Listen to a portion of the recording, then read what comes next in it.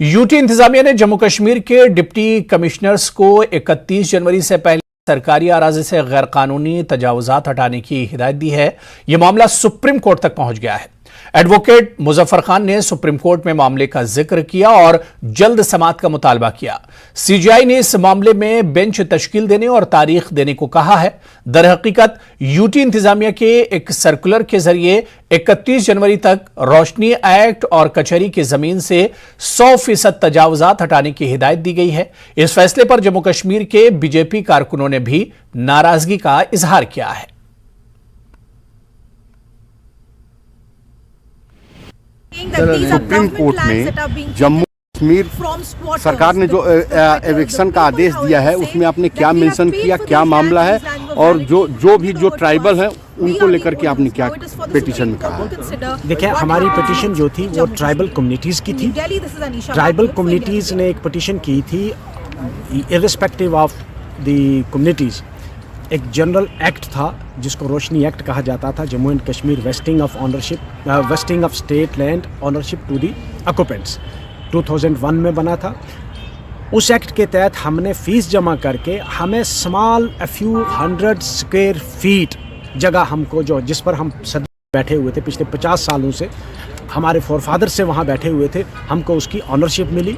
हमने वहाँ house build किया और इस आर्डर में कम से कम जो रोशनी एक्ट के तहत जिनको कन्फर्मेंट हो गई थी ऑनरशिप की, उनको भी एक्सक्लूड नहीं किया गया था। सुप्रीम कोर्ट में जब ये पिटीशंस यहाँ लगी थी तो सॉलिसिटर जनरल साहब ने on behalf of the government of Jammu and Kashmir एक स्टेटमेंट दी थी कि हम इनको फोर्सिबली इविक्ट नहीं करेंगे, we are not going to take any coercive action against. इनको कब तक इविक्ट किया जाना है, कब तक का ये 31 जनवरी लास्ट डेट फिक्स की गई है उनको इविक्ट करने के लिए। अच्छा। तो उसी अर्जेंसी के सिलसिले में हमने चीफ जस्टिस साहब से रिक्वेस्ट की थी, उन्होंने कहा लोग बेंच बनाए। उधर कांग्रेस पार्टी ने हुकूमती सर्कुलर के खिलाफ एहतजाज किया है। प्रेस क्लब जम्मू में कांग्रेस पार्टी के लीडरों और कारकुनों ने एहतजाजी मुजाहरा किया। जी, मैं ये आज पुंछ में ये प्रोटेस्ट हो रहा है इस तलक से कि जो ये अहकामात हुए हैं, ये जो लैंड एक्विजिशन की बात है, बेदखली की बात है, उस तलक से यहाँ पे बड़ी परेशानी है पुंछ में। हमें इसको एक तो हमने जो एडमिनिस्ट्रेटिव फैसला लिया था, बड़ा खैर मकदम करते हैं कि जो लैंड माफियाज हैं जिन्होंने ज़मीन को ग्रैब किया है तो उनको से ज़मीन वापस ली जाए जो आवाम के गवर्नमेंट के काम आएगी। लेकिन so far as Poonch is concern, यहाँ पे इस किस्म का आपको कोई इंसान नहीं मिलेगा। यहाँ पे 2-2, 3-3, 4-4 मरलों पे या 2 मरलों पे या 6 मरलों पे, 1 कनाल पे, 2 कनाल पे जो लोग पिछले 100 साल से रह रहे हैं।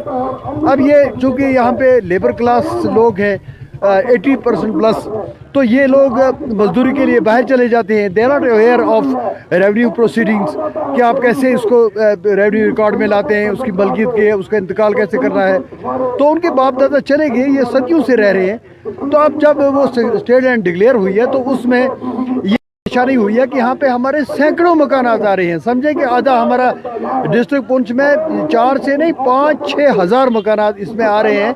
वो लोग जिन्होंने हमारे मुल्क की हमेशा सेवा की है, चाहे 3 जंगें हों, चाहे मिलिटेंसी हो, हमेशा इस पुंछ के लोग जो हैं वो अपनी फौज के साथ डट कर खड़े हुए हैं। अब इनके लोगों के लिए इनका तो ज़िंदगी मौत का ही सवाल हो गया है। जो कल न्यूज़ 18 पे हमारे रेवेन्यू कमिश्नर सेक्रेटरी जो हैं उन्होंने इंटरव्यू दिया, हम उसी को इंडोर्स करना चाहते हैं। पुंछ के परेड पार्क में अपनी पार्टी की जानिब से सरकारी जमीनों से तजावुजात हटाने के हुक्म के बड़ी तादाद में पार्टी कारकुनों और ओहदेदारों ने एहतजाजी मुजाहरा किया। साबिक एमएलए शाह मोहम्मद ने कहा कि इस हुक्म में 1 मरला, 2 मरला, 5 मरला जिनके पास सरकारी जमीन है और वो गरीब हैं, उन्होंने अपनी जिंदगी भर की कमाई से घर बनाया है, तो इन्हें इस हुक्म से बाहर रखा जाए। अगर कार्रवाई करनी है तो बड़े लैंड माफियाओं के खिलाफ कार्रवाई होनी चाहिए। कि जो लैंड माफियाज हैं, लैंडलॉर्ड्स हैं, अमीर लोग हैं जिन्होंने ग्रैब किया ज़मीन को, उनसे छीन लो, जिसमें तो पूरी आवाम खुश है। लेकिन सो फार पुअर कंसर्न, मैं मजदूर की बात कर रहा हूँ, मैं एक 4th क्लास की बात कर रहा हूँ, मैं किसान की बात कर रहा हूँ। ये जो मजदूर है, ये लोग जो बड़ी मुश्किल से अपनी ज़िंदगी बसर कर रहे हैं, जिन्होंने ज़िंदगी भर की पूंजी लगा दी और 2-2 कमरे बना लिए, आज गवर्नमेंट ये ऐलान करे उनको उड़ा के रख देंगे तो बताइए वो कहाँ जाएंगे। के लोगों को किसी को छेड़ा गया तो मैं उसी अल्लाह को हाजिर नाज़िर जान